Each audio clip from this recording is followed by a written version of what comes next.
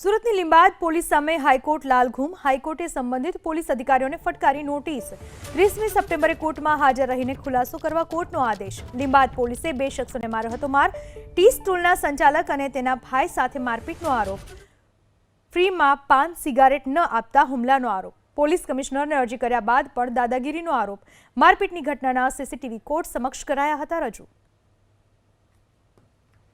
આ વિશે વધુ માહિતી આપવા સુરતથી અમારા સંવાદદાતા જોડાઈ ચૂક્યા છે ફોન લાઈન પર।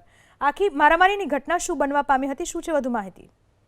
જી બિલકુલ, લીંબાયત પોલીસ માર મારવા બાબતે જે રીતે પોલીસ ફરિયાદ નોંધાવવાની તજવીજ હાથ ધરાઈ હતી, પરંતુ યોગ્ય ન્યાય ન મળતા આખરે જે પ્રમાણે અત્યારે સુરત શહેરમાં આજે કોર્ટમાં આ રીતની જે દલીલ છે કરવામાં આવી હતી, ત્યારે લીંબાયત પોલીસના માર સામે હાઈકોર્ટમાં આ બાબતે રીટ પિટિશન કરવામાં આવી હતી। ઘટનાની ગંભીરતા જોઈને ગુજરાત હાઈકોર્ટે અત્યારે હાલ સંબંધિત પોલીસ અધિકારીઓને નોટિસ ફટકારી છે। એની સાથોસાથ 30 સપ્ટેમ્બર સુધી હાજર રહીને યોગ્ય ખુલાસો કરવા માટે પણ જણાવવામાં આવ્યું છે। જે પ્રમાણે લીંબાયતની અંદર ટી સ્ટોલમાં તેમના ભાઈ અને સંચાલકને મારવામાં આવ્યા હતા, જેના સીસીટીવી છે એ સોશિયલ મીડિયામાં જબરદસ્ત વાયરલ થયા હતા, ત્યારે આ બાબતને લઈને યોગ્ય કાર્યવાહી કરવા માટેની માંગ કરાઈ છે। જી આભાર આપનો તમામ માહિતી બદલ।